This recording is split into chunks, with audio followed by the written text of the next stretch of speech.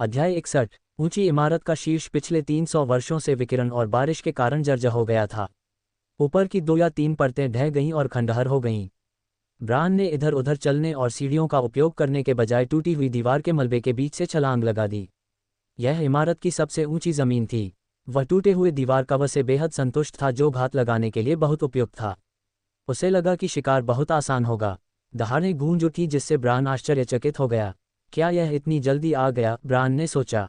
उसने शीघ्र ही अपने बाएं हाथ से धनुष को मजबूत पकड़ के साथ समायोजित कर लिया। उसके दाहिने हाथ ने सहज बैकहैंड मोशन के साथ 2 तीर निकाले। तीर चांदी के रंग के थे और उसकी ठंडी आंखों को प्रतिबिंबित कर रहे थे। उसने पटाखा दीवार की दरार से नीचे देखा और अपने शिकार को देखा। ब्रान ने जो इमारतें देखी वे आधी टूटी हुई थीं और वनस्पति से ढकी हुई थीं। कोने से एक विशाल आकार का काला राक्षस आया। इसके शरीर की लंबाई लगभग 5 मीटर थी। उसके शरीर पर काले खुले बाल चिपके हुए थे। इसका सिर भेड़िए के समान था, क्योंकि इसका मुंह 2 बड़े नुकीले दांतों के साथ बाहर की ओर निकला हुआ था। लार उसके नुकीले दांतों से बहकर उसकी ठुड्डी पर बालों को डुबो रही थी। अंततः ये सामने आ गया। खून का प्यासा उत्साह देखते ही ब्रान की आंखें सिकुड़ गईं। एक दुर्लभ लेवल 9 राक्षस। तुम्हें मारने के बाद मेरे जादू के निशान फिर से विकसित हो जाएंगे। आखिरकार मैं एक नई क्षमता हासिल कर लूंगा। उसने धनुष पर बाण चढ़ाया और उसकी आंखें दूसरी ओर चली गईं।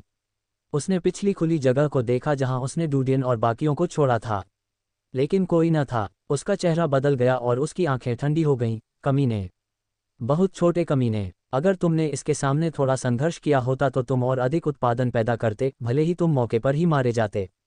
उसने सड़क की ओर देखते हुए अपना सिर हिलाया।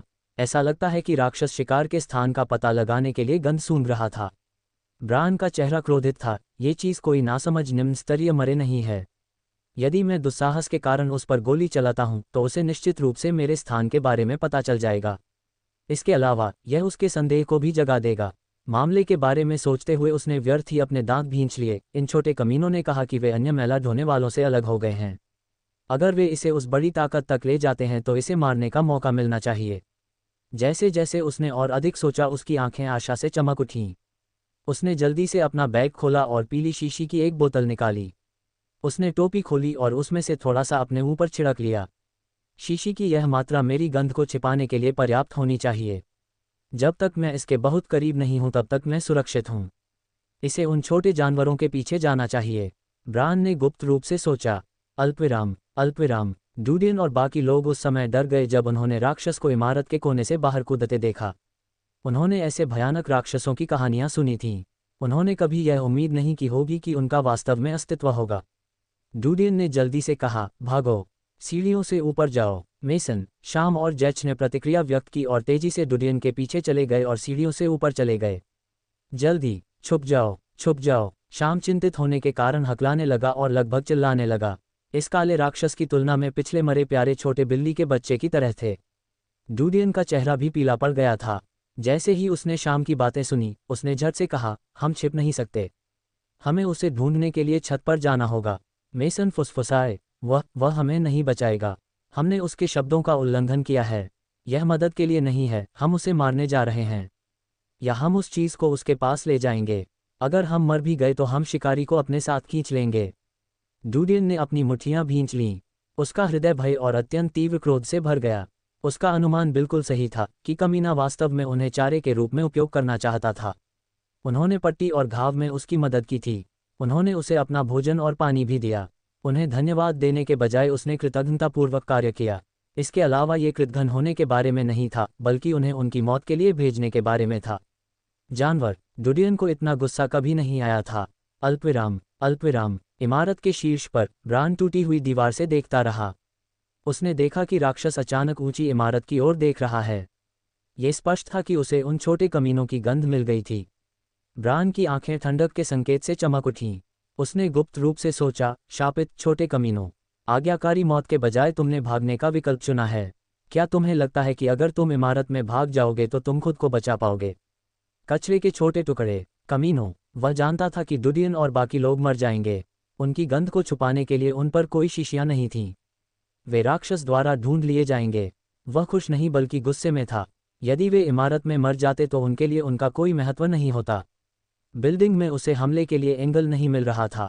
पूर्व की खुली सड़क उसके लिए शिकारगाह के रूप में बिल्कुल उपयुक्त थी। इमारत जैसी तंग जगहें एक शिकारी के लिए सबसे खराब इलाका थीं, जो खुद जैसे लंबी दूरी के हमलों में माहिर थे। वह उन बच्चों के डर की कल्पना कर सकता था जो इमारत में गए थे। वह उनके बारे में कुछ संभावनाओं की गणना करने लगा। यदि यह उस समय से है जब वे सड़क से बाहर निकलते समय इमारत में प्रवेश करते थे, तो उन्हें चौथी से छठी मंजिल के आसपास कहीं स्थित होना चाहिए। राक्षस 10वीं मंजिल तक उन्हें अधिकतम पकड़ लेगा, और वह 23वीं मंजिल पर था। जब वह ऊंची इमारत की चोटी पर चढ़ गया तो उसने लंबे समय तक इमारत की परतों को नोट किया। एक अनुभवी शिकारी के रूप में उसकी अवलोकन और नकल करने की क्षमताएं सामान्य से बाहर थीं। अगर लड़ाई 10वीं मंजिल पर होती है, इस मंजिल और 10वीं मंजिल के बीच की दूरी बहुत दूर है, लेकिन मुझे नहीं पता कि यह मुझे ढूंढ पाएगा या नहीं। ब्रान भौंचक्का रह गया। उसके दिल में थोड़ी बेचैनी थी। आखिरकार उसने शिकार मैनुअल में केवल एक साधारण संदेश देखा जिसमें राक्षस को गंध के प्रति बेहद संवेदनशील बताया गया था, लेकिन रेंज के बारे में कोई विशेष विवरण नहीं था। इस वजह से उसने पीली बोतल निकाली, शीशी को अपने शरीर पर डाला और अपने शरीर के सभी हिस्सों पर समान रूप से लगाया। वह एक ही समय में सोच रहा था और गणना कर रहा था। अब उन्हें 8वीं मंजिल पर होना चाहिए जबकि राक्षस को 6ठी मंजिल पर होना चाहिए। मेरा अनुमान है कि उन्हें राक्षस द्वारा खाए जाने में ज़्यादा समय नहीं लगेगा। अगर राक्षस मेरी उपस्थिति महसूस कर सकता है तो मेरे लिए एकमात्र विकल्प यहाँ से कूदना है। वह पीछे हटने की योजना के बारे में सोचने लगा। आखिरकार वह अपनी सारी उम्मीदें एक राक्षस और 4 कमीनों पर नहीं लगा सकता। समय बीतता गया। ब्रान की मांसपेशियां सख्त हो गई थीं। वह समय की गणना करते हुए प्रक्रिया का अनुकरण कर रहा था। उन छोटे कमीनों को अब तक मर जाना चाहिए। मुझे राक्षस को इमारत से बाहर निकलते देखने के लिए इंतजार करना होगा। मैं इसे पकड़ सकता हूँ। उसने गहरी सांस ली और इंतजार किया। उसने नीचे से अचानक दहाड़ने की आवाज़ सुनी और एक विशाल छाया उसकी ओर उछल पड़ी। जल्दी से वापस कूदने पर ब्रान की पुतलियां सिकुड़ गईं। राक्षस के पंजे उस तक नहीं पहुंचे थे। उसने बैकपैक के टुकड़ों को उसके नुकीले हिस्सों पर लटकते हुए देखा। अध्याय 62। वाह! ब्रान ने फर्श पर गैप से खुद को दूर कर लिया था। उसी समय जैसे ही वह पीछे की ओर गिरा, उसने देखा कि राक्षस के पंजे उसकी पूर्व स्थिति को छू गए थे। दीवारें पहले से ही जर्जर थीं, इसलिए हमले के बाद कुछ ईंटें गिर गईं। राक्षस कई बार गुर्राया, अपना सिर घुमाया और अंतराल से गायब हो गया।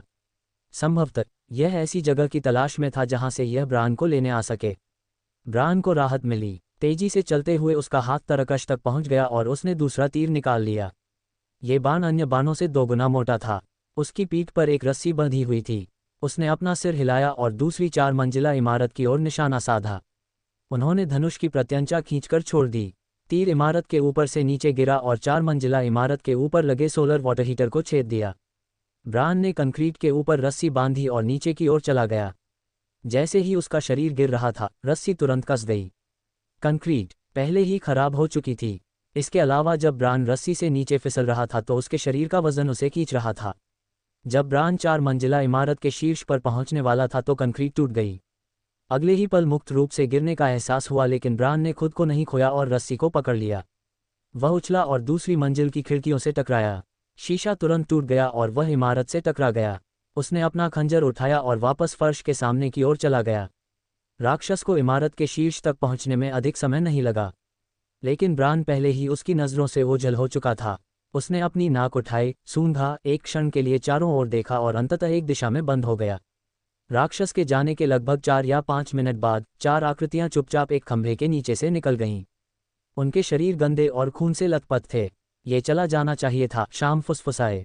डूडियन ने उस दिशा की ओर देखा जहां जानवर गया था। उसकी आंखें चमक उठीं और वह फुसफुसाया, हमें पकड़ना होगा। हमें उस शिकारी को ढूंढना होगा।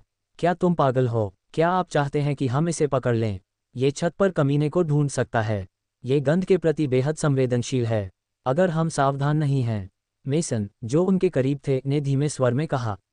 वहां रक्त आवरण की यह परत है। अस्थायी तौर पर यह हमें सूंघने में सक्षम नहीं होगा। डूडियन ने उसके शरीर पर नजर डाली, जिसमें से खून की दुर्गंध आ रही थी। जब वे सीढ़ियां चढ़ रहे थे तो उन्होंने गलियारे में मरे हुए लोगों के शव देखे। इस विचार के साथ आने के लिए उसे बहुत मेहनत करनी पड़ी। अर्थात उन्होंने अपनी गंध को छिपाने के लिए अपने पूरे शरीर पर मरे हुए लोगों का खून लगा लिया और मृत होने का नाटक किया।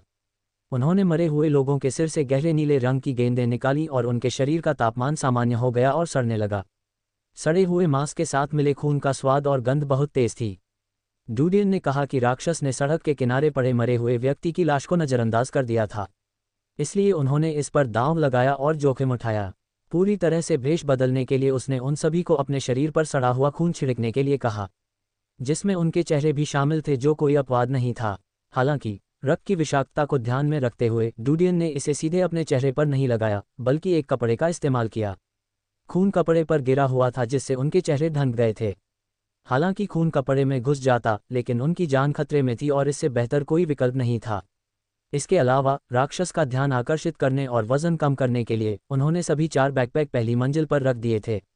बैकपैक उनके पसीने से सना हुआ था, जो कि उनके ऊपर या उनके करीब ले जाना बहुत खतरनाक था।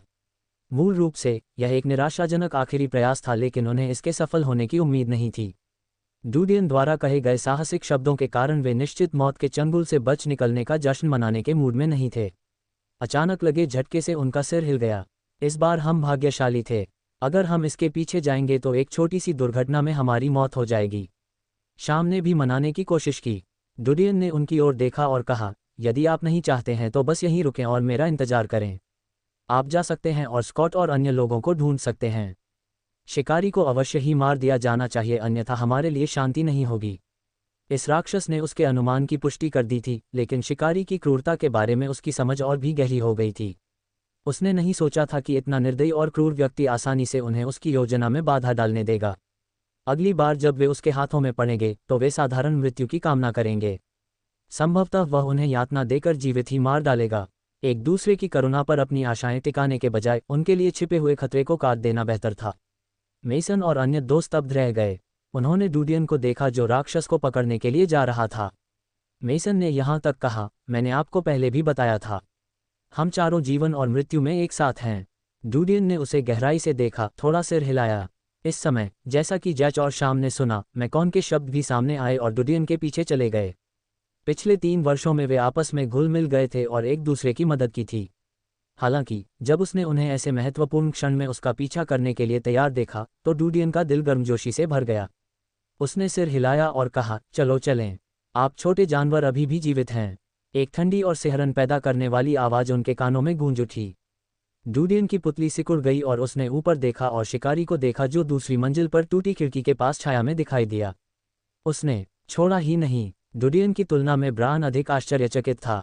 उसे उम्मीद नहीं थी कि वे राक्षस से बच सकेंगे, लेकिन जब उसने उनके शरीर पर लगे खून को देखा तो उसे अचानक एहसास हुआ कि उसने उन्हें कम आंका था। छोटे छोटे कमीने, मैं आज तुम्हें मार डालूंगा, भले ही भगवान स्वयं तुम्हारे प्राणों की भीख मांगने आए। उन्होंने धनुष उठाया और तुरंत धनुष खींच लिया। इमारत में भागते ही डूडियन का चेहरा बदल गया। हुश! डूडियन की पिछली स्थिति पर 2 तीर मारे गए। भागो, अलग भागो! डूडियन इमारत में घुस गया और चिल्लाया। मेसन और अन्य 2 अज्ञानी थे। वे दूसरे को मारना नहीं चाहते थे, लेकिन शिकारी उनके सामने आ गया था। जैसे ही उन्होंने डूडियन की बातें सुनी, वे दूसरी मंजिल की ओर चले गए। डूडियन ने उन्हें एक ही दिशा में भागते हुए देखा और तेजी से चिल्लाया, अलग अलग भागो, नहीं तो वह तुम लोगों को पकड़ लेगा। वह तो मेरा ही पीछा कर रहा है।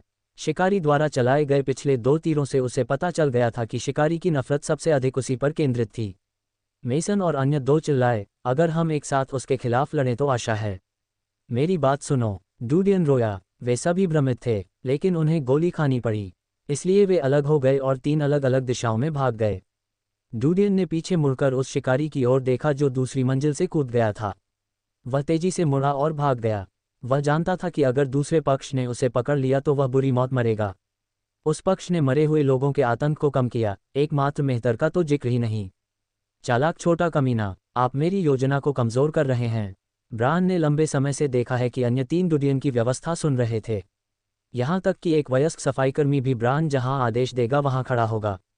वे बिना छेड़छाड़ के खड़े रहेंगे। डूडियन द्वारा राक्षस का शिकार करने की उसकी योजना को नष्ट करने के विचार ने उसे अवचेतन रूप से अपनी मुट्ठी भींचने पर मजबूर कर दिया। भागो, भागो, मैं तुम्हारी खाल उधेड़ दूंगा। ब्रान के अंदर का शैतान उसके चेहरे पर झलक रहा था। वह जल्दी से सीढ़ियों पर चढ़ गया।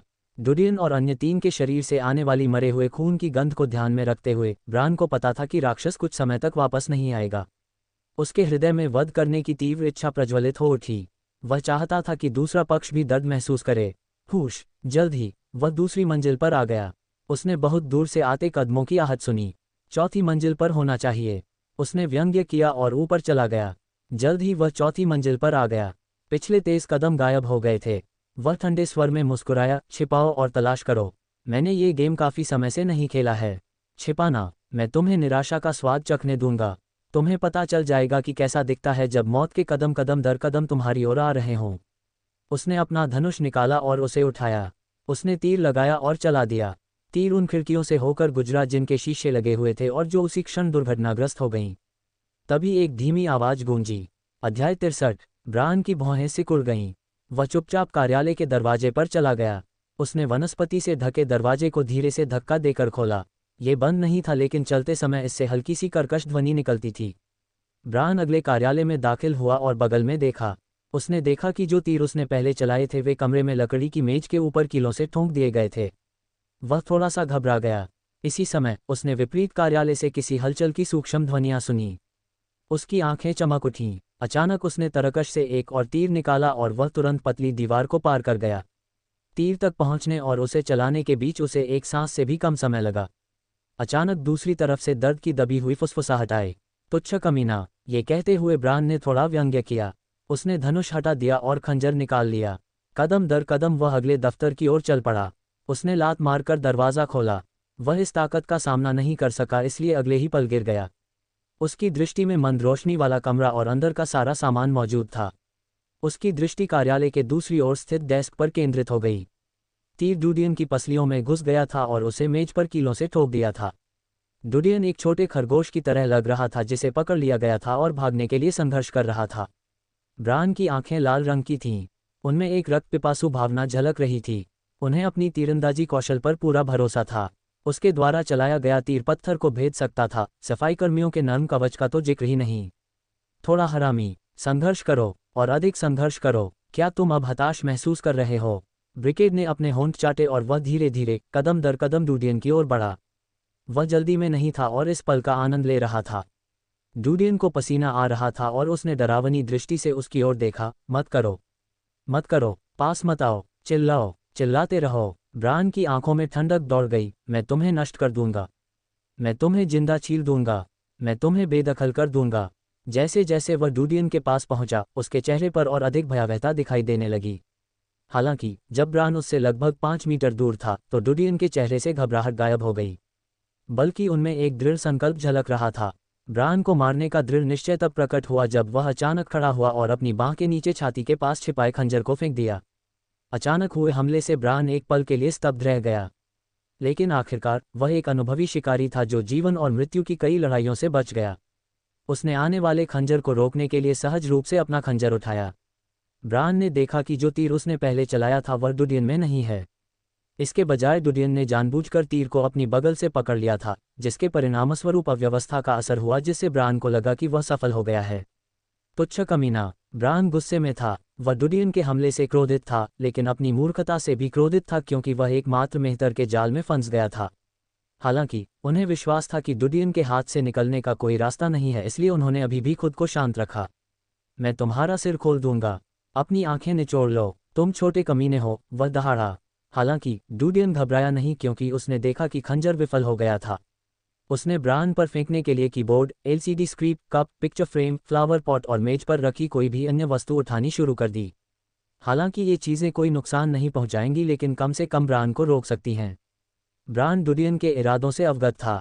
हालांकि उसने निराशा के कारण डुडियन के कार्यों को अपने शिकार के साथ अंतिम स्टैंड के रूप में लिया। उन्होंने इस दृश्य का आनंद उठाया। उसने आने वाली वस्तु को रोकने के लिए अपना हाथ भी नहीं उठाया। यहाँ तक कि उन कपों या बर्तनों पर भी शिकारी के विशेष कवच के कारण कोई प्रभाव नहीं पड़ेगा जो उसने पहना था। इस समय डुडियन ने ब्रान पर व्यर्थ ही कपड़े का ढेर फेंक दिया।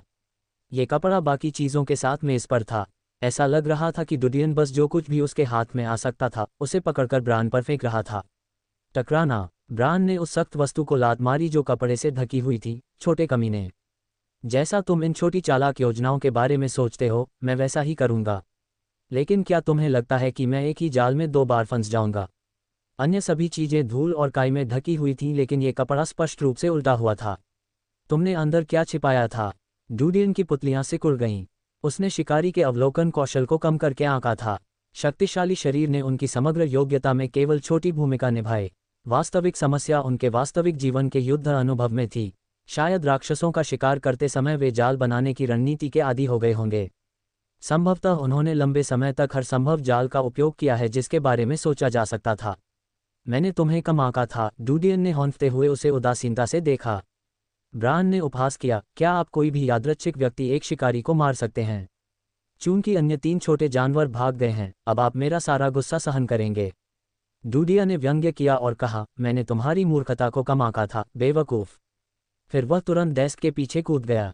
उसकी इस हरकत से ब्रान असमंजस में पड़ गया। हालांकि उसे जलते हुए कागज़ की गंध आई। उसकी परिधीय दृष्टि में एक मेज के नीचे एक ट्यूब थी। एक हल्की सी लौ उस तक पहुंची। अगले ही पल, बूम, एक जोरदार विस्फोट हुआ जिसने उसे निगल लिया। एक तेज आवाज़ गूंजी और पूरा कमरा हिल गया। छत पर लगी लाइटें टूटकर गिर गई थीं। हालांकि डूडियन समय रहते छिप गए, लेकिन उन्हें डेस्क के पीछे भी झटका महसूस हुआ। उसने महसूस किया कि उसका शरीर सदमे की लहर से बाहर निकल गया है। वह किसी कठोर वस्तु से टकराया और जमीन पर गिर गया। उसके पूरे शरीर में दर्द फैल गया, जबकि उसके कानों में भिनभिनाहट की आवाज़ गूंज रही थी। एक क्षण में उसके मन में अकल्पनीय पीड़ा फूट पड़ी। उसने अपनी आंखें खोलने के लिए संघर्ष किया। उसकी दृष्टि रेखा चक्करदार थी और लगातार हिल रही थी। उसने अपने दांत काटे, हाथ उठाया और चेहरे पर तमाचा मारा। लगातार 2-3 थप्पड़ों के बाद धीरे धीरे उसकी दृष्टि ठीक हो गई। उसे खड़े होने के लिए संघर्ष करना पड़ा और उसने पिछले विस्फोट के स्थान को देखा। उसने शिकारी की एकाग्रता को अपने ऊपर केंद्रित कर दिया था ताकि उसे बारूद से भरी नली का पता न चल सके। उसने बारूद को जलाने के लिए उस कपड़े का उपयोग किया था जो उसे कार्यालय में मिला था। लेकिन समस्या ये थी कि कागज़ और कपड़ा दोनों ही मोटी धूल से ढके हुए थे। इसीलिए वे बहुत धीरे धीरे जलते थे, भले ही उसने कपड़े को पट्टियों में विभाजित करने के लिए खंजर का उपयोग किया था। धीमी गति से जलने के कारण उसने कपड़े को साइड से कागज़ से ढक दिया था। शुरू से ही उनका लक्ष्य बारूद ट्यूब को छिपाना था। इसके अलावा उन्हें जोखिम भी उठाना पड़ा। भले ही ट्यूब बम की मारक क्षमता ज़्यादा थी, लेकिन अगर शिकारी उससे दूर होता तो इसका ज़्यादा असर नहीं होता। इसलिए उसने एक जुआ खेला। यदि कपड़ा उसकी अपेक्षा से अधिक तेजी से जलता तो वह विस्फोट से मरने वाला पहला व्यक्ति होता। यदि वह जल जाए जब वे दोनों उसके करीब हों, तो वे दोनों मर जाएंगे। यह एक बड़ा जुआ था जिसमें उसकी जान की बाजी लगाई गई थी। इसे बनाने के अलावा कोई विकल्प नहीं था। डूडियन को थकान महसूस हुई। वह दीवार के सहारे झुक गया और बड़ी बड़ी सांसें लेने लगा। उसने दीवार के पास रखे कपड़े को पकड़ लिया। उसने उसे खोला और देखा कि उसमें 1 दर्जन से अधिक गहरे नीले रंग की गेंदें थीं। जब वह मुस्कुराया तो खुशी की झलक दिखी, लेकिन अगले ही पल उसका शरीर अचानक अकड़ गया। शिकारी ने बहुत संघर्ष किया, लेकिन अंत में धीरे धीरे उठ खड़ा हुआ। विस्फोट का सामना करने वाला उनका दाहिना हाथ उड़ गया था। खून बह रहा था। उसने अपने दाहिने हाथ से खंजर पकड़ लिया, जबकि शिकारी ने डूडियन की ओर क्रूरता से देखा। क्या वह मर नहीं गया? अध्याय 64। डूडियन भयभीत था। वह स्थिर खड़े रहने के लिए संघर्ष कर रहा था क्योंकि उसके हाथ और पैर बहुत कमजोर महसूस हो रहे थे। हालांकि जब विस्फोट हुआ तो वह बिल्कुल भी खाली नहीं था, लेकिन उसके बाद आए बड़े झटके से वह प्रभावित हो गया था। छोटा कमीने, ब्रान ने डूडियन को घूर कर देखा। वह खून से सना हुआ था और वह अपना दाहिना पैर घसीट रहा था और धीरे धीरे डूडियन की ओर चल रहा था। उसने अपना बायां हाथ उठाया और डूडियन की छाती पर खंजर फेंक दिया। डूडियन को शॉट की उम्मीद थी, इसलिए उसने बगल में रोल करके इसे टालने की पूरी कोशिश की। ब्रान का दाहिना हाथ उड़ गया और उसका दाहिना पैर गंभीर रूप से घायल हो गया। जैसे ही उसने खंजर फेंका, उसके शरीर का संतुलन बिगड़ गया और वह उसी स्थान पर गिर गया जहां पहले डूडियन खड़ा था। ब्रान को फिर से उठने के लिए संघर्ष करना पड़ा, लेकिन उसके शरीर ने बहुत बुरा असर डाला था, इसलिए उसके लिए हिलना डुलना बहुत मुश्किल हो रहा था। हालांकि वह खंजर पकड़ने में सक्षम था। डूडियन ने देखा कि शिकारी दोबारा खड़ा नहीं हो पा रहा है तो उसके दिल को राहत मिली। ऐसा लगता है कि हालांकि वह शिकारी को मार नहीं सका, लेकिन कम से कम उसे हमेशा के लिए अक्षम कर दिया। उसने अपनी परिधि में जो कुछ भी था उसे पकड़कर शिकारी पर फेंकना शुरू कर दिया। ब्रान के सिर पर कोई सुरक्षा उपकरण नहीं था। यदि यह सामान्य होता तो उसे उन चीज़ों के कारण कोई दर्द महसूस नहीं होता जो उस पर चोट करतीं। लेकिन अब, चूंकि उसके चेहरे का दाहिना हिस्सा घायल हो गया था, ये बर्तन और बची हुई कुर्सियां बहुत दर्द दे रही थीं। उसके शरीर की मांसपेशियां हिल रही थीं और उसके कंधे से अधिक खून निकल रहा था।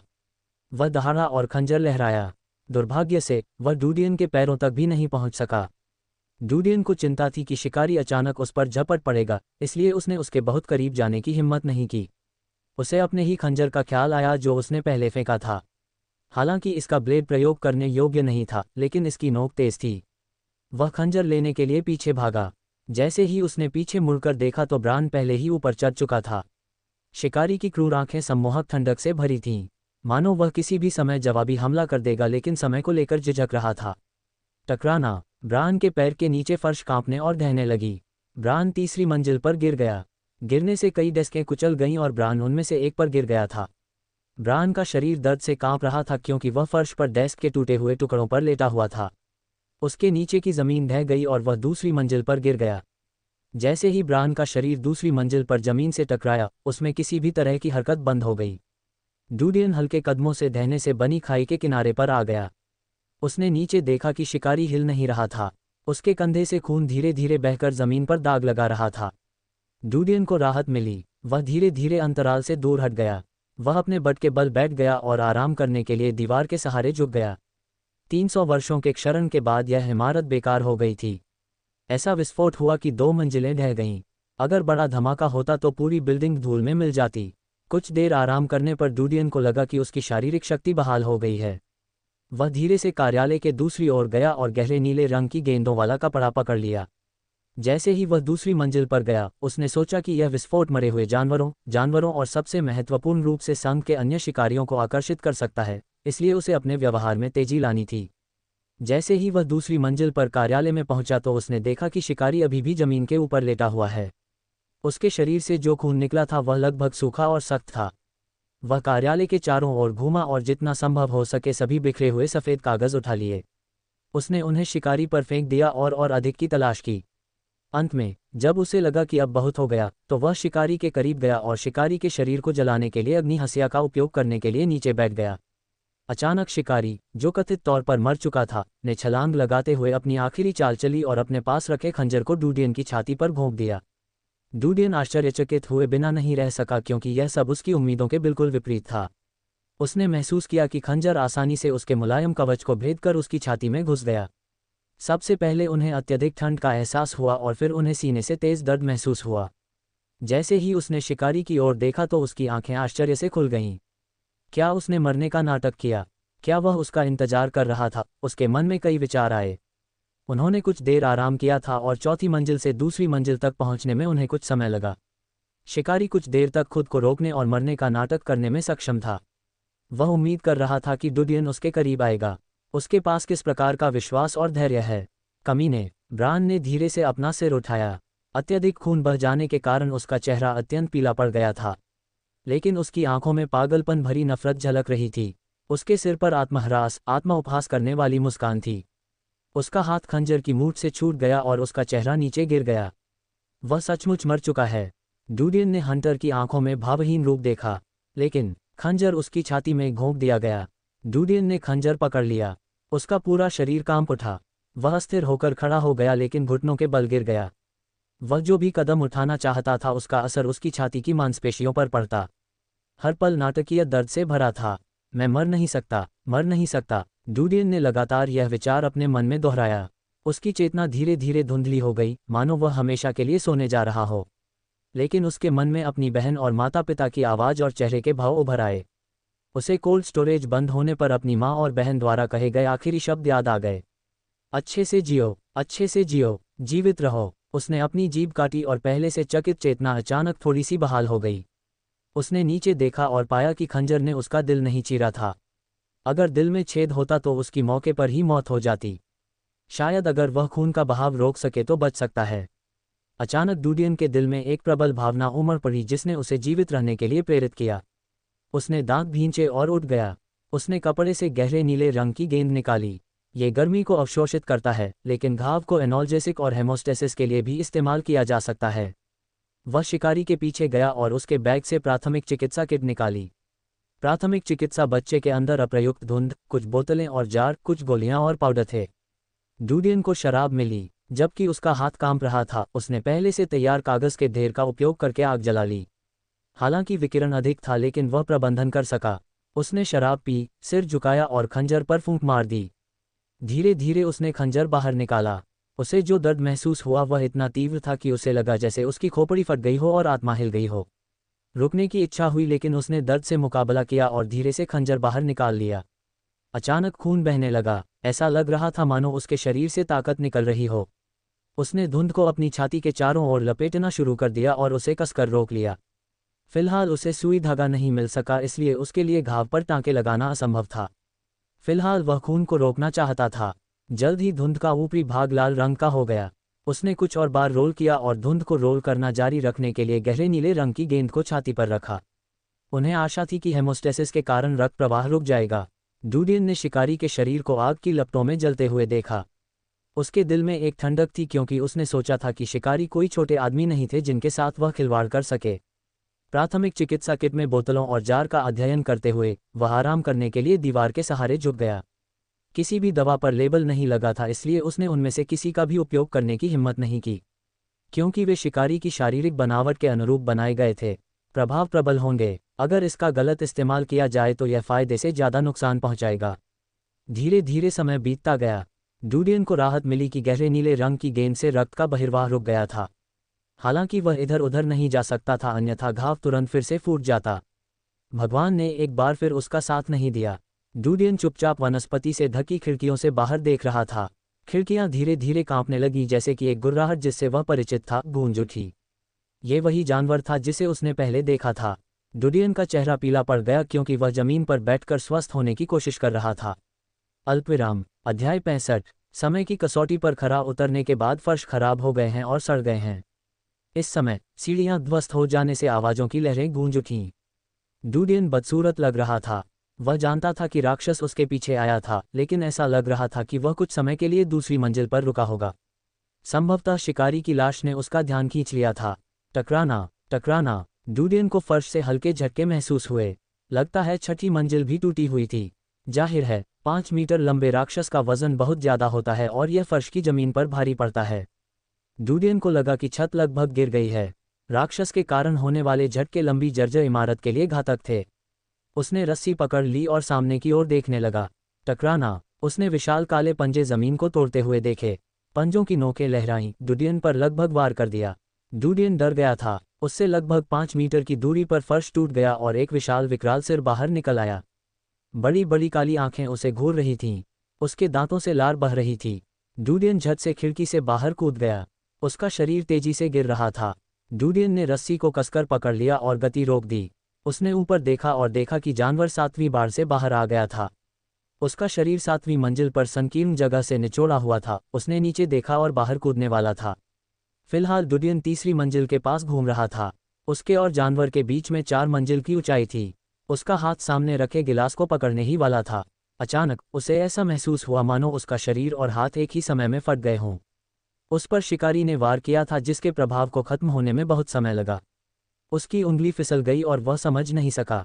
दर्द के मारे आंसू लगभग बह निकले। उसने एक बार फिर उसे हथियाने की कोशिश की। वह नियंत्रण खो बैठा और गिर गया। दूसरी मंजिल पर एक बफर था। उसने खिड़की पर हाथ मारा और अपने शरीर को स्थिर कर लिया। उसने अपना सिर उठाने की हिम्मत नहीं की, बल्कि उसने शीशे पर मुक्का मारा और रेंगकर अंदर चला गया।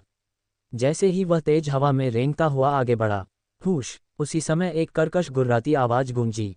डूडियन ने तुरंत पीछे मुड़कर देखा। ये देखकर वह भयभीत हो गया। कुछ देर पहले वह जिस खिड़की पर था, उसे जानवर ने नीचे गिरते समय तोड़ दिया था। ये ग्राउंड फ्लोर से टकराया था। वहां टूटे शीशे और कई मीटर लंबे पत्थर थे जो उसके शरीर पर दबाव डाल रहे थे। डूडियन को राहत मिली। सौभाग्य से यह खिड़की इतनी मजबूत नहीं थी कि जानवर का वजन झेल सके। भीषण दहाड़ें एक बार फिर गूंज उठीं। डूडियन आश्चर्यचकित रह गया और उसने जानवर को फिर से इमारत में जाते देखा। 7वीं मंजिल से नीचे गिरना इसे मारने के लिए पर्याप्त नहीं था। डूडियन का चेहरा पीला पड़ गया था। इसका आधा हिस्सा डर के कारण था, बाकी आधा खून की अत्यधिक हानि के कारण। वह मुड़कर भागने ही वाला था कि उसे सीढ़ियों से झटके महसूस हुए। राक्षस ऊपर चढ़ गया था और हमला करने वाला था। उसने अचानक बाहर पड़ी रस्सी पकड़ ली और रस्सी पर चढ़ता चला गया। जब वह चढ़ रहा था तो राक्षस ने छलांग लगा दी थी और उसके पंजे इमारत की बाहरी दीवार को काट रहे थे। उन्हें डूडियन में निर्देशित किया गया था। वह गुस्से से दहाड़ रहा था। डूडियन ने नीचे देखा और जानवर का शरीर देखा। डर के कारण वह और तेजी से चढ़ने लगा, जबकि सीने में दर्द तेज होता जा रहा था। उसकी छाती पहले से ही लाल रंग से ढकी हुई थी। जल्द ही डूडियन 4थी मंजिल पर चढ़ गया, जबकि राक्षस उसके पीछे आकर फायदा उठा रहा था। डूडियन डर गया क्योंकि वह जल्दी में 4थी मंजिल की खिड़कियों में घुस गया। वह अंदर लुढ़क गया और उसे शरीर में होने वाले दर्द की ज्यादा परवाह नहीं थी। वह अपनी छाती पकड़कर तेजी से 4थी मंजिल के दूसरी ओर भागा। राक्षस 4थी मंजिल में कूद गया। उसके पंजे दीवार में गहराई तक गड़े हुए थे, इसलिए वह नीचे नहीं गिरी। डूडियन ने चढ़ने के लिए जिस रस्सी का उपयोग किया था, वह उसके विशाल पंजों के कारण बह गई। डुडियन जिस दिशा में दौड़ा उसे देखते हुए वह गुर्राया और अंदर चला गया। हालांकि कमरे में 6-7 मीटर चौड़ा एक छेद था। कमरे के केवल किनारे ही एक इंसान के घूमने के लिए मुश्किल से पर्याप्त थे। ये केवल धीरे धीरे रेंग सकता था, लेकिन डुडियन तक तेजी से नहीं पहुंच सकता था। हालांकि भीषण रक्तपिपासु के कारण उसने अपने शिकार को नहीं छोड़ा। वह गुर्राया और दीवारों को पकड़ने के लिए अपने पंजों का इस्तेमाल किया। कुछ ही कदम चले थे कि गलियारे की दीवार उसका वजन सहन नहीं कर पाए और ढह गई। ढहती दीवार के साथ उसका शरीर नीचे गिर गया। डुडियन ने रुकने की हिम्मत नहीं की और ऊपर चढ़ने के लिए सीढ़ियों की ओर चला गया। अब उसकी एकमात्र उम्मीद इमारत का ढक्कन थी। जानवर का आकार बहुत बड़ा था, इसलिए उसके लिए डुडियन तक पहुंचना बेहद मुश्किल होगा, खासकर ऐसी इमारत में जहां हर चीज लगभग सड़ चुकी थी। अल्पविराम अल्पविराम। अध्याय 66। पास ही एक विशाल दहाड़ गूंज उठी। असंख्य धूल के बादल उमड़ पड़े। डुडियन की दृष्टि ढकी हुई थी क्योंकि वह अपनी आंत की अनुभूति के बाद ऊपर कूदा। फर्श ढहने के कारण वह जोर से नीचे गिरा और कई बार लुढ़का। रास्ते में वह बड़ी संख्या में कठोर पत्थरों से टकराया। उसे ऐसा लग रहा था मानो उसका शरीर किसी भी क्षण टूटने वाला है। अचानक उसका सिर किसी भारी वस्तु से टकराया और वह बेहोश हो गया। उसे पता ही नहीं चला कि उसे उठे हुए कितना समय बीत गया। उन्हें सांस लेने में दिक्कत महसूस हुई। उसने अपनी आंखें खोली, लेकिन सब कुछ अंधेरे में डूबा हुआ था। वह चौंक गया। मैं मर नहीं गया, वह फुसफुसाया। अगले ही पल उसके शरीर से उठे दर्द ने उसे पूरी तरह से व्याकुलता से जगा दिया। उसकी पीठ किसी सख्त चीज से छू रही थी। उसने अपने हाथों पर जोर देकर अपने शरीर को हिलाना चाहा, लेकिन उसे जबरदस्त दर्द हुआ। उसने अपने शरीर को हिलाने की हिम्मत नहीं की। इसके बजाय उसने चारों ओर देखा। उसके सिर के ऊपर से हल्की और फीकी रोशनी आ रही थी। उसने ऊपर देखा और स्पष्ट रूप से वह स्थान देखा जहां से प्रकाश प्रवेश कर रहा था। उसने राहत की सांस ली। ठीक होने के बाद वह बाहर निकल सका। भूख के कारण उसके पेट में तेज जलन होने लगी। उसने अपने बैकपैक के बारे में सोचा जो उसने पिछली बार पीछा करते समय खो दिया था। हालांकि अब प्राथमिकता कुछ खाने की थी। जैसे कि विशाल दीवार से निकलने के बाद उसने एक बार खाना खाया था। कल वह शिकारी और जानवर से बच रहा था। वह लगभग रात शाम का समय था जब वह अपनी चेतना खो बैठा। वह नहीं जानता था कि वह कितने समय तक कोमा में था। सबसे अच्छी स्थिति में वह केवल एक रात के लिए आया था। डुडियन की हथेलियां चारों ओर टटोलने लगीं। वह छूकर चीजों की प्रकृति को महसूस करने की कोशिश कर रहा था। यहां तक कि अगर उसे जंगली घास भी मिल जाए तो वह उन्हें निगलने के लिए तैयार रहता था। वह इस उम्मीद में व्यंग्यपूर्वक मुस्कुराया कि पिछला पतन मेसन या अन्य लोगों को उसकी ओर ले जाएगा। हालांकि क्या ऐसी हिंसक आवाज मरे हुए लोगों को उसके पास नहीं ले जाएगी? तब वह क्या करेगा, उसने मन ही मन सोचा। उसने अचानक मदद मांगने का विचार दूर कर दिया। बचाव के बजाय वह मरे हुओं के एक समूह को आकर्षित करेगा। वह पूरी तरह खत्म हो जाएगा। जब वह सोच रहा था तो उसे अपने पास से बहते हुए किसी चिपचिपे तरल पदार्थ का स्पर्श महसूस हुआ। बिल्डिंग का पानी सूख जाना चाहिए था। क्या ये बारिश का पानी है जो इमारत के अंदर घुस गया है? वह बहुत प्यासा था। विकिरण होने पर भी वह उसी समय पानी पीना चाहेगा। भूख और प्यास से राहत पाने के लिए वह शव को काटने को भी तैयार था। उसने अपना हाथ थोड़ा थोड़ा हिलाना शुरू कर दिया। वह इसे जबरदस्ती नहीं करना चाहता था ताकि उसकी छाती पर लगे घावों पर असर न पड़े। धीरे धीरे थोड़ा थोड़ा करके उसने अपना हाथ उठाया और अपने मुंह के पास ले गया। वह उसे चाटने ही वाला था कि तेज खूनी गंध उसकी नाक में घुस गई। क्या ये खून है? डुडियन चौंका। इसी समय अंधेरे में से हल्की सी हलचल गूंज उठी। डुडियन की पुतलियां सिकुड़ गईं। भगवान के लिए मत बनो। दहाड़, मानो उसके अनुमान की पुष्टि करते हुए अंधेरे से एक दहाड़ गूंज उठी। कुछ पत्थर टूट गए और उड़ गए। भयानक आवाजें लगभग 4 या 5 मीटर दूर तक आईं। जानवर। डुडियन के दिमाग ने लगभग काम करना बंद कर दिया। यह अभी भी जीवित है, उसके दिमाग से गुजर गया। उसने दांत भींच लिए। उसने अपनी हथेलियों को जमीन पर धकेला और अपने शरीर को थोड़ा थोड़ा हिलाया। ऐसा दर्द हो रहा था मानो उसका शरीर फट गया हो। उसका माथा ठंडे पसीने से भर गया था। वह 7 या 8 बार तक चलता रहा। परिणामस्वरूप वह 2 या 3 मीटर दूर चला गया। वह थक गया था और झड़ने वाला था। हालांकि उसे पता चला कि दहाड़, हालांकि यह लगातार गुर्राने वाली थी, उसके पास नहीं आ रही थी। ऐसा लगता है कि यह उसी स्थिति में अटका हुआ था। डुडियन को कुछ संदेह था। क्या ये सचमुच कहीं फंस गया था? इस विचार पर उसने तुरंत अपनी जेब को छुआ जिसमें अग्नि हंसिया रखा हुआ था। ये खोया नहीं था। उसकी हथेली कमजोर थी, लेकिन फिर भी कांपते हुए उसने आग उगलने वाली हंसिया मारी। घर्षण से आग जल उठी और अंधेरा जल गया। एक छोटी सी आग उसके पास के अंधेरे को दूर करने लगी। डुडियन ने आग की रोशनी बढ़ाई। काला जानवर उसके सामने एक संकरी नाली में लेटा हुआ था। उसकी गर्दन टूटी हुई लग रही थी और उसके चारों ओर बड़े बड़े पत्थर बिखरे हुए थे। वह रेंगकर बाहर निकलना चाहता था, लेकिन उसका शरीर पत्थरों के ढेर के नीचे फंस गया था। उसे राहत मिली। सौभाग्य से वह फंस गया था, नहीं तो कोमा में रहते हुए उसे खा लिया जाता। इस समय रोशनी जल गई और अंधेरा बहाल हो गया, लेकिन डूडियन का मन शांत था। उन्होंने आसपास का माहौल देखा था। जानवर का शव एक कंटेनर जैसे स्टील के बक्से में फंसा हुआ था।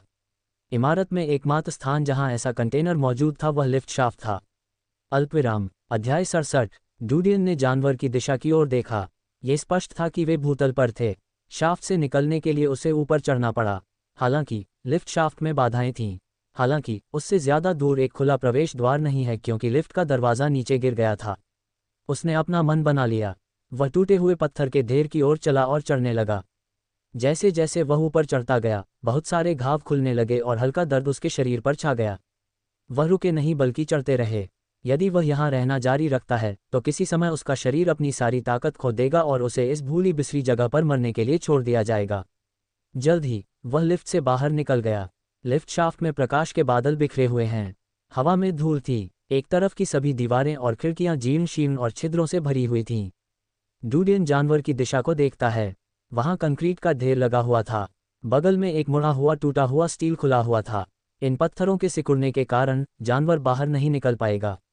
वह खुद को भाग्यशाली महसूस कर रहा था कि उसका शरीर नीचे गिरने के बाद लुढ़क गया, नहीं तो पत्थरों का सारा ढेर उसके ऊपर गिर जाता।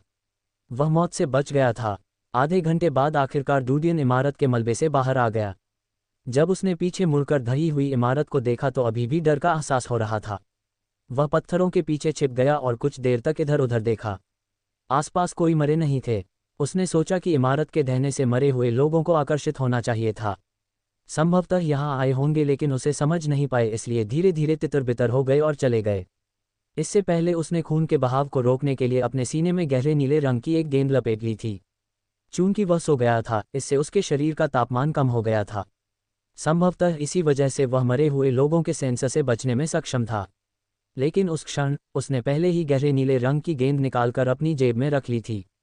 वह चुपचाप पास की एक दुकान के पास चला गया। हर जगह की तरह ये दुकान भी वनस्पति और काई से ढकी हुई थी। डूडियन की नज़र एक पौधे पर पड़ी। उसने अपनी कमर से खंजर निकाला और उसे काट डाला। उसने पौधे से गिर रहे रस को देखा। ये पारदर्शी पानी था। उसे लगा कि भूख ने उसे फिर से परेशान कर दिया है। उसने पौधे से पत्तियों के कुछ टुकड़े उठाए और उन्हें धीरे से चबाया। उसके मुंह में हल्की सी मिठास भर गई। उसने जल्दी से खुरदुरी पत्तियों के कुछ टुकड़े खा लिए, लेकिन उन्हें पता था कि पत्तियां कीटाणुओं से दूषित हो सकती हैं या उनमें विकिरण की मात्रा बहुत अधिक हो सकती है। पत्तियां खाने के बाद डूडियन को लगा कि पेट में जलन अचानक कम हो गई है। उसने पत्तियां खाना जारी नहीं रखा, बल्कि पौधे को तने से काट दिया। उसने पानी चूस लिया। यदि ऐसी जगह पर वनस्पति पनपने और जीवित रहने में सक्षम थी, तो यह एक संकेत था कि इसमें पहले से ही विकिरण रोधी और वायरस रोधी गुण थे। थोड़ा पानी पीने के बाद डूडियन को थोड़ा अधिक आराम महसूस हुआ। अचानक उसे उस जानवर का ख्याल आया जो लिफ्ट की शाफ्ट में फंस गया था। उसकी आंखों में शीतलता की झलक झलक उठी। वह अपराधी था जिसने जानवर को ऐसी स्थिति में मजबूर किया। जब तक यह मर नहीं जाता, तब तक इसके फूटने की संभावना बनी रहती थी। एक बार जब यह फूट पड़ा तो यह भविष्य में डूडियन के लिए बहुत खतरनाक होगा। एक पल के लिए सोचते हुए डूडियन उन बेकार कारों की ओर आया जो काई से ढकी हुई थीं। सामने का कवर टूट गया था। इंजन अनुपयोगी और जीर्ण शीर्ण था। गैस टैंक को बाहर निकालने के लिए उन्हें ज्यादा प्रयास नहीं करना पड़ा। उसने गैस टंकी को सूखी छड़ी से चेक किया तो अंदर कुछ नहीं था। यह अपेक्षित परिणाम था, लेकिन उसने हार नहीं मानी और छड़ी से धीरे धीरे टैंक को अंदर से कुरेना शुरू कर दिया। जल्द ही छड़ी पर गहरे रंग के पदार्थ की एक परत जम गई। उसने आग उगलने वाली दरांती निकाली और काले पदार्थ को जला दिया। ये सचमुच जल गया। डूडियन आश्चर्यचकित था। वह अन्य कारों के पास गया और उनमें से गैस टैंकों को बाहर निकाला। उसने अंदर से खुरचकर बड़ी मात्रा में काले रंग का सामान इकट्ठा कर लिया। डूडियन उन दुकानों और छोटे सुपरमार्केटों में गए जो पास में थे। उसे कपड़े और कपड़े मिले। उसने जितना हो सके उतना उठाया और ढही हुई इमारत में वापस रेंग गया। उसे लिफ्ट शाफ्ट के सामने आने में ज़्यादा समय नहीं लगा। वह थककर चूर हो गया था। वह लिफ्ट शाफ्ट के पास बैठे और कुछ देर आराम किया। उन्होंने मशाल जलाए। इस बार उसने सब कुछ अधिक स्पष्टता से देखा। जानवर पत्थरों के ढेर में ढका हुआ था। केवल उसकी गर्दन, सिर और अगले पंजे का आधा हिस्सा ही खुला था। डूडियन ने गहरे तेल के पदार्थ को हिलाते हुए उसे ज्वलनशील कपड़ों और लकड़ी में लपेटते हुए व्यंग्य किया। बाद में उसने उन्हें जानवर की ओर फेंक दिया। जैसे ही ये चीज़ें उसके चेहरे पर लगीं, जानवर अचानक जाग गया और उसने अपनी आंखें खोल दीं। वह दर्द से गुर्राया और मुंह बना लिया। डूडियन थोड़ा मुस्कुराया और टॉर्च नीचे फेंक दी। वाह! मशाले कपड़े के ऊपर गिरी और आग जल उठी। गर्जन! जानवर का शरीर आग के संपर्क में आ गया। वह दर्द से कराहने लगा। उसका सिर जोर जोर से हिल रहा था। इसके हिलने से पत्थर थोड़े ढीले हो गए। बहुत सारी बजरी नीचे लुढ़क गई। हालांकि यह हिलने डुलने के अपने संघर्ष में विफल रहा और पत्थरों को हिलाने से भी कोई खास मदद नहीं मिली। जब डूडियन ने यह दृश्य देखा तो वह मन ही मन आश्वस्त हो गया। उसे चिंता थी कि जानवर को दर्द होगा और पागलपन में वह बाहर निकलने के लिए अतिरिक्त बल का प्रयोग करेगा। लेकिन आखिरकार इमारत ढह गई और वह नीचे गिर गई। इससे काफ़ी नुकसान हुआ और काफ़ी खून भी बह गया। आग ने अंधेरे लिफ्ट शाफ्ट को रोशन कर दिया। जानवर की संघर्षपूर्ण दहाड़ धीरे धीरे आग की लपटों के साथ समाप्त हो गई। डूडियन ने चुपचाप इसे देखा। उसे लगा कि जीवन बहुत नाजुक है। इतना बलशाली राक्षस भी मृत्यु के पंजे से नहीं बच सका। शायद नहीं, इसके लिए केवल स्वयं को दोषी ठहराया जाना चाहिए क्योंकि यह पर्याप्त मजबूत नहीं था, है ना? डूडियन ने अपनी मुट्ठियां हल्की सी भींच लीं। जैसे जैसे आग की लपटें जलती गईं और बढ़ती गईं, उसके दिल में महत्वाकांक्षाएं बढ़ती गईं। 10 मिनट तक आग की लपटें जलती रहीं। धीरे धीरे वे खत्म हो गए। गर्म हवा के साथ पके हुए मांस की गंध बढ़ गई। वह नहीं जानता था कि राक्षस कितना चतुर था। शायद यह मृत भी खेल सकता है। इसलिए बीमा के लिए उसने एक पत्थर उठाया और फेंक दिया। पत्थर जानवर को लगा लेकिन उसने कोई प्रतिक्रिया नहीं दी। डूडियन को राहत मिली। वह नीचे गया और जानवर के जले हुए शरीर को करीब से देखा। इसके शरीर की सतह जल गई थी। खून बह रहा था। ऐसा लगता है कि यह जानवर वास्तव में मरे हुओं से अलग है। इसे मारने के लिए इसका सिर काटने की जरूरत नहीं है। डूडियन के दिमाग में कई विचार आए। मुझे बस इसमें दिलचस्पी है। क्या इसका सिर मरे हुए सिर से अलग है? जैसे ही उसने खंजर पकड़ा, डूडियन की आंखों में ठंडी रोशनी चमक उठी। अल्पविराम। अध्याय 68। अचानक डूडियन को एक ऐसी बात का ख्याल आया जिसके बारे में वह पूरी तरह से भूल गया था। जब वह लिफ्ट शाफ्ट में फंस गया था तो उसके बट के नीचे का शरीर खून से लथपथ हो गया था जो वहां बह रहा था। जानवर का खून। क्या इसमें वायरस है? कवच को इसे अलग करना चाहिए था। मैं इसके संपर्क में नहीं रहा हूं। आह! वह तुरंत खड़ा हो गया लेकिन उसके पैर सुन्न हो गए थे। साथ ही उसके शरीर के सभी हिस्सों में अधिक झुनझुनी महसूस होने लगी। उसने अपने दांत भींच लिए और खून निकालने के लिए अपने शरीर को बाहर खींच लिया। वह उस दीवार की ओर आया जिसका उपयोग उसने पहले चढ़ने के लिए किया था। यहाँ जानवर का खून नहीं बहा था। हल्की हल्की सांस लेते हुए वह दीवार के सहारे झुक गया। उसने नीचे अपने शरीर की ओर देखा और पीछे से अपने कवच की जांच की। उसे नहीं पता था कि यह कब हुआ था लेकिन काफ़ी खरोंचें थीं। खून उन खरोंचों के जरिए उसके शरीर में घुस गया था और संक्रमित हो गया था। जब तक उसने खरोंचें नहीं देखी तब तक उसे कुछ भी महसूस नहीं हुआ था। जोंक की तरह वह उसके शरीर में घुस चुकी थी। जब उसने अपनी त्वचा पर खून को छुआ तो उसे इसके अस्तित्व का एहसास भी नहीं हुआ। डूडियन का चेहरा पीला पड़ गया और उसके दिल में पछतावे की झलक दिखी। यदि वह जानवर को मारने के लिए वापस नहीं आता तो शायद वह संक्रमित नहीं होता। हालांकि कोई भी मुझसे शिकारी से बचने की उम्मीद नहीं करेगा, लेकिन मैं जानवर के हमले से बचने में भी कामयाब रहा। आखिरकार मैं स्वर्ग के प्रतिशोध से बच नहीं सका। डूडियन ने अपने दिल में कड़वाहट से सोचा। लोग अक्सर कर्म के बारे में बात करते थे और कहते थे माफ़ कर दो और भूल जाओ। शायद अगर वह जानवर को मारने के लिए वापस नहीं आता तो वह यहीं भूखा मर जाता। परंतु अब उसे यहीं जानवर के साथ दफनाया जाएगा। डूडियन दीवार के सहारे झुका हुआ था। शरीर में तेज झुनझुनी के कारण वह कांपने लगा और ऊपर चढ़ने में असमर्थ हो गया। उन्हें उम्मीद थी कि यह वायरस उनकी जान नहीं लेगा। वह इस बिंदु पर केवल आशा ही कर सकता था। झुनझुनी के अलावा उसे लगा कि उसकी चेतना धुंधली हो गई है और उसे चक्कर आ रहे हैं।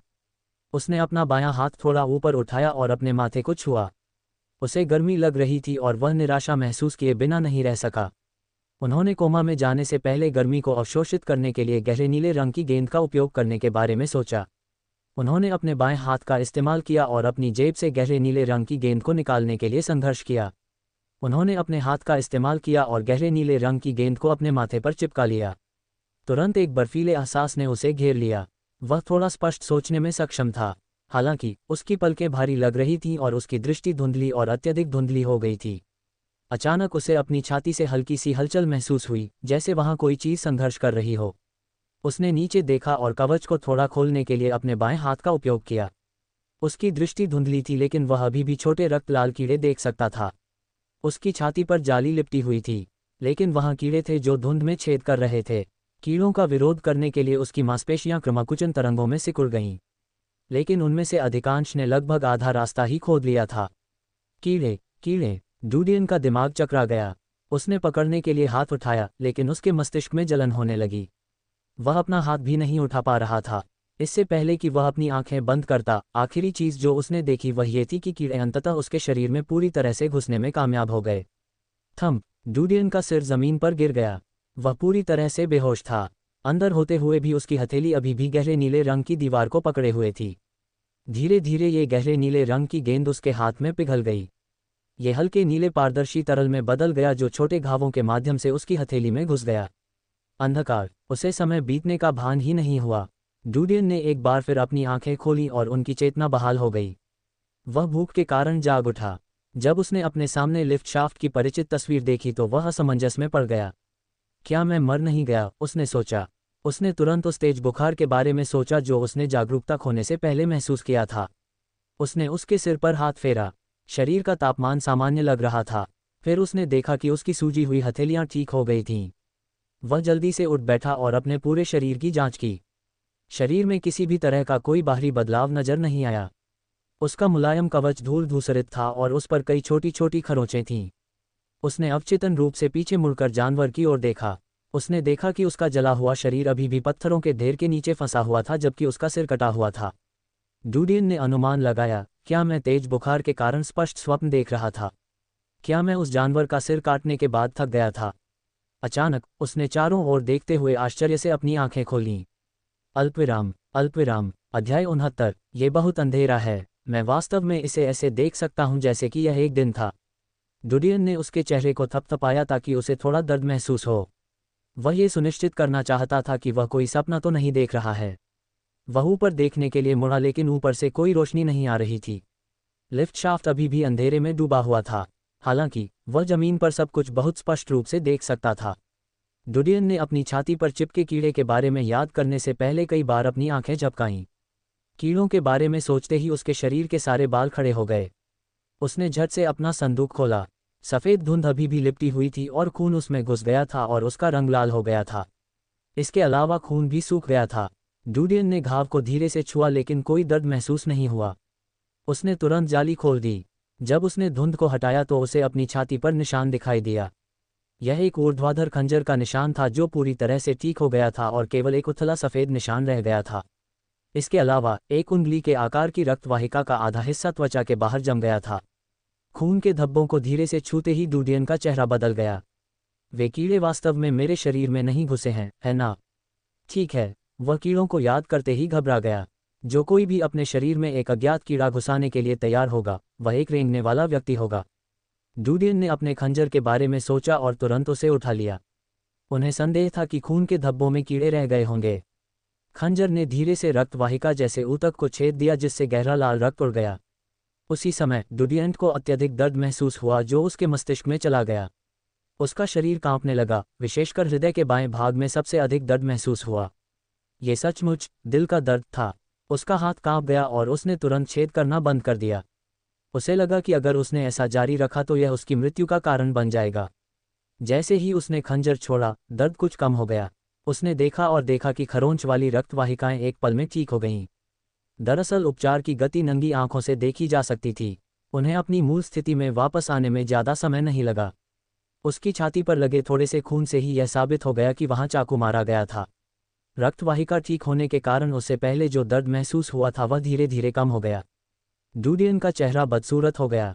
क्या वे मेरे शरीर के साथ मिल गए हैं? क्या मैं सिर्फ एक कीड़ा बन गया हूँ? आखिरकार वह रक्तवाहिकाओं को छेदना जारी रखने का साहस नहीं जुटा सका। उसने सोचा कि अगर वह खंडहरों में एक माइक्रोस्कोप ढूंढ सके या सुपरचिप के ज्ञान के आधार पर अपने लिए एक माइक्रोस्कोप बना सके तो वह अपने शरीर में होने वाले परिवर्तनों का स्रोत ढूंढ सकता है। अभी के लिए उसे इसे एक तरफ रखना होगा। इस एहसास ने उसे थोड़ा असहज लेकिन असहाय बना दिया। हालांकि जीवित रहने का विचार अपने आप में एक बड़ा सौभाग्य था। मेरी आंखें अंधेरे को भेद सकती हैं। संभवतः उनमें से प्रत्येक कीड़े में कुछ प्रकार की कार्यक्षमता थी। वे कीड़े नहीं हैं। ये वायरस, बैक्टीरिया या कृमि की अवधारणा से परे है। ये सूक्ष्मजीवों का एक नया रूप है। यह अन्य जीवन रूपों के रक्त में रह सकता है। ड्यूडियन ने खुद को शांत किया क्योंकि वह कोमा से पहले हर चीज़ के बारे में तर्कसंगत रूप से सोचने लगा। जाहिर है कि यह खूनी कीड़ा जानवर के खून से था। शायद यह इसके साथ रह रहा था, लेकिन इसके मरने के बाद वे अपना खून बहाकर नए मेज़बान को खोजने के लिए निकल पड़े। इससे ये भी पता चला कि खून से संक्रमण के बाद वह अलग क्यों निकला। यदि यह कोई अन्य वायरस संक्रमण होता तो वह एक मरे हुए व्यक्ति में बदल जाता, जो नहीं हुआ। इसके अलावा जानवर के खून के अंदर बड़ी संख्या में कीड़े होने चाहिए थे। संभवतः ये बहुत पहले ही हो चुका है कि इन कीड़ों ने खुद को वायरस से बचाने और इसके प्रति अपनी प्रतिरोधक क्षमता बढ़ाने के लिए एंटीबॉडीज़ का उत्पादन किया है। वे इससे भ्रष्ट नहीं होना चाहेंगे क्योंकि वे एक अलग जीवन रूप हैं। फिर भी वह समझ गया कि यह केवल उसका अनुमान था। जब तक उसके पास इस पर शोध करने के लिए सही उपकरण न हो, वह कभी नहीं समझ पाएगा कि वास्तव में क्या हो रहा था। डूडियन ने उसके हाथों और पैरों को देखा। उसे कुछ भी अजीब नहीं लगा। वह यहाँ से ऊपर चढ़ना चाहता था। उसने एक पत्थर को पकड़ने के लिए छलांग लगाने के लिए थोड़ा बल लगाया, तभी उसे अचानक पंख की तरह हल्का महसूस हुआ। एक ही छलांग में वह छेद के बाहर चट्टानों के ढेर के शीर्ष पर पहुंच चुका था। डूडियन स्तब्ध रह गया। उसने एक बार फिर अपने हाथों और पैरों की ओर देखा। उसने कुछ सोचा तो वह आधा मीटर बड़े पत्थर की ओर झुक गया। उसने हाथों से पकड़कर धीरे से उठा लिया। निश्चित रूप से यह धीरे से ऊपर उछला। उसने एक झूला बनाया और पहले से ही 3-4 मीटर ऊंचा था, और वह जानता था कि उसने पूरी ताकत का इस्तेमाल नहीं किया। 3 या 4 मीटर ऊंचाई वह नहीं थी जहां उसका सिर पहुंचा था, बल्कि उसके पैरों के तलवे थे। ये सामान्य मनुष्य की शारीरिक क्षमताओं से कहीं परे था। भले ही आप दशकों तक अत्यधिक कठिन प्रशिक्षण से गुजरे हों, फिर भी आप ऐसा गैर मानवीय परिणाम प्राप्त करने में सक्षम नहीं हो सकते हैं। निश्चित रूप से गति, शक्ति, सब कुछ में सुधार हुआ था। मेरी दृष्टि शीर्ष पर है और मैं अंधेरे में देख सकता हूँ। लेकिन सभी में सबसे शक्तिशाली परिवर्तन गंध है। डूडियन हल्के से गिर गया। उसने ध्यान केंद्रित करने के लिए अपनी आंखें बंद कर लीं। डूडियन को अपनी नाक में एक अलग गंध तैरती हुई महसूस हुई। चूंकि उसने अपनी आंखें बंद कर ली थीं, इसलिए उसकी गंध के कारण उसके शरीर से कई तरह की चीजें बाहर निकल रही थीं। वह एक राडार की तरह था। वह स्रोत को सूंघ सकता था और दूरी निर्धारित कर सकता था। भले ही उसकी आंखें बंद हों, गंध से ही उसे आसपास के वातावरण का भी पता चल जाता था। डूडियन ने अपनी आंखें खोलीं। उसका हृदय धक से रह गया। इस गंध ने उसकी देवतुल्य शक्ति को बढ़ा दिया। उसे ऐसा महसूस हुआ मानो वह कोई शिकारी कुत्ता हो। गंध की भावना में वृद्धि अन्य शारीरिक सुधारों के अनुपात से पूरी तरह से बाहर है। इसमें बहुत अधिक अंतर है। पिछले जानवर की भी गंध की बहुत तीव्र भावना थी। क्या ऐसा हो सकता है कि इन कीड़ों ने जानवर की कुछ क्षमताओं को मेरे शरीर में ला दिया हो? डूडियन चौंक गया। वह बहुत उत्साहित महसूस कर रहा था। गंध की यह अनुभूति उसके लिए एक सुपर रडा थी। वह दूर से मरे हुए लोगों और अन्य राक्षसों को सूंघ सकता था। यह एक जीवन रक्षक उपहार था। सूंघने की इस उत्कृष्ट इंद्रिय के कारण डूडियन अचानक आत्मविश्वास से भर उठा। अब उसे विश्वास हो गया था कि वह साधारण मरे हुए लोगों को भी एक झटके में मारने में सक्षम होगा।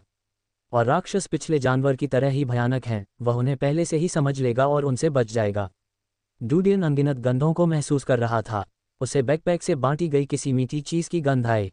स्थान 26 मीटर दूर था, पत्थरों के ढेर के सामने। उसने टूटी हुई दीवारों को पकड़ लिया और इमारत के शीर्ष पर कूद गया। मूलतः ये स्थान दूसरी मंजिल पर था। इस समय कार्यालय का सारा सामान नीचे ढेर में पड़ा हुआ था।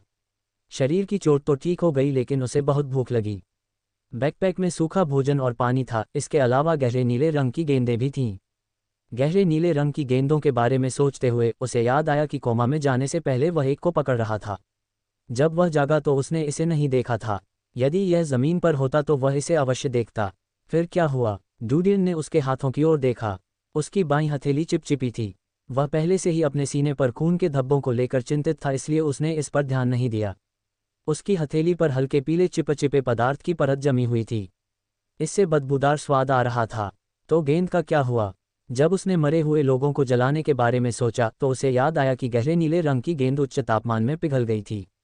तो उसके तेज बुखार के कारण क्या तापमान इतना अधिक था कि गहरे नीले रंग की गेंद पिघल गई? अल्पविराम। अध्याय 70। ऐसा लगता है कि यही एकमात्र स्पष्टीकरण है, डूडियन ने सोचा। क्या ये कहा जा सकता है कि पिघलने के बाद गहरे नीले रंग की गेंद शरीर द्वारा अवशोषित की जा सकती है? चाहे वह कीड़े हों या गहरे नीले रंग की गेंदें, क्या वे मेरे शरीर को निखारने में सक्षम हैं? शायद वह विशाल दीवार में वापस आने के बाद कंसोर्टियम के लोगों से जानकारी प्राप्त कर सके। उन्होंने जमा हुए पत्थरों और टूटे हुए मलबे को आसानी से हटा दिया क्योंकि इस समय उनकी शारीरिक शक्ति बहुत अधिक थी। उसने भारी पत्थरों को बहुत आसानी से हटा दिया। गंध का पीछा करते हुए उसने तुरंत पत्थरों के नीचे छिपा हुआ बैकपैक ढूंढ लिया। सूखा भोजन और पानी का डिब्बा पत्थर के नीचे दब गया। हालांकि वह अभी भी खाना खा सकता था, पानी के बर्तन सूखे थे। सूखा भोजन खाते ही उसकी भूख शांत हो गई। जैसे ही उसने खाया, उसकी शारीरिक शक्ति ठीक हो गई। इसके अलावा उन्हें एक अन्य स्थान पर गहरे नीले रंग की गेंदें मिलीं। साथ ही उसे एक शिकारी का धनुष बाण भी मिला। डूडियन ने धनुष पकड़ लिया। एक सामान्य व्यक्ति के लिए इसे उठाना बहुत भारी था, लेकिन वह इसे एक हाथ से उठा सकता था और उसे बिल्कुल भी थकान महसूस नहीं होती थी। उसने धीरे से धनुष की प्रत्यंचा खींची। इसे लगभग 1 मीटर लंबाई तक खींचा गया। शिकारी के धनुष बाण कोई मामूली नहीं बल्कि अत्यंत घातक प्रकृति के थे। हालांकि वह उन्हें वापस विशाल दीवार पर नहीं ले जा सका, कम से कम वह उन्हें गुप्त रूप से बाहर इस्तेमाल तो कर सकता था। वह धनुष, तीर और बैकपैक ले गया, जबकि ढही हुई इमारत से चुपचाप निकल गया। मुझे नहीं पता कि मेसन और बाकी लोग कहाँ हैं। डूडियन सड़क के बीच में था। उसने सूर्य की स्थिति देखी, दोपहर हो चुकी थी। उसने उस स्थान की जांच की जहां वह मेसन और अन्य 2 से अलग हो गया था। वह उन्हें सूंघ सकता था और तुरंत वह उस स्थान का अनुसरण करने लगा जहां गंध उसे ले गई थी। क्षेत्र संख्या 8 सुरक्षित नहीं था और यह मरे हुओं से प्रभावित था। मेसन और अन्य 2 को किसी भी समय खतरनाक स्थिति का सामना करना पड़ सकता है। डूडियन तेजी से गंध का पीछा कर रहा था जब तक कि वह एक ट्रैक पर नहीं पहुंच गया। जैसे ही वह सड़क पर पहुंचा, अचानक गंध गायब हो गई। डूडियन एक पल के लिए आश्चर्यचकित हुए बिना नहीं रह सके और फिर मुस्कुराते हुए बोले, क्या ये तीनों लड़के अपने अपने तरीकों से आए और शरीर की दुर्गंध को खत्म कर दिया? इस समय खंडहरों की खामोशी अचानक मरे गुर्राने और दहाड़ों के विस्फोट से टूट गई थी। डूडियन ने तुरंत आवाज के स्रोत की ओर पीछा किया। जल्द ही वह उस सड़क पर पहुंच गया जहां से आवाजें उठती थीं। एक घर के कोने से होते हुए उसने सड़क की जांच की। लगभग 7 या 8 लोग एक दुकान के सामने गोलाकार रूप में एकत्रित हो गए थे। सड़क के दोनों ओर से मरे हुए लोग उन पर आ रहे थे। स्कॉट, जैच, डूडियन ने उनकी पहचान की। वे स्कॉट, मिया और 4 कंसोर्टियम सफाईकर्मी थे। इसके अलावा जैच सहित 2 अन्य नवस्नातक मैला ढोने वाले भी थे। फिलहाल जैच और अन्य सफाईकर्मियों को टीम द्वारा संरक्षित किया गया था। जब वे संरचना के बीच में रह रहे थे, स्कॉट और मिया अपने खंजर पकड़े हुए थे। हालांकि स्कॉट का चेहरा बदसूरत हो गया क्योंकि उसने आने वाले मरे हुओं की जांच की। अपने कौशल से वे बमुश्किल एक मरे हुए को बाहर निकालने में सक्षम थे। वे अधिकतम 2 मरे तक अपने दम पर खड़े होने का प्रबंधन कर सकते थे, लेकिन 6 या 7 मरे हुए लोग उनकी ओर आ रहे थे। ऐसा प्रतीत हो रहा था कि लगातार दहाड़ने के कारण और अधिक मरे हुए लोग आकर्षित होकर आ रहे हैं। वापस, वापस, स्कॉट फुसफुसाए। वे दुकान की ओर पीछे हट गए। जो पहला मरे व्यक्ति उनके पास पहुंचा उसने स्कॉट पर हमला कर दिया। इसके घृणित चेहरे ने स्कॉट के पीछे के 4 कंसोर्टियम सफाईकर्मियों को पीला कर दिया।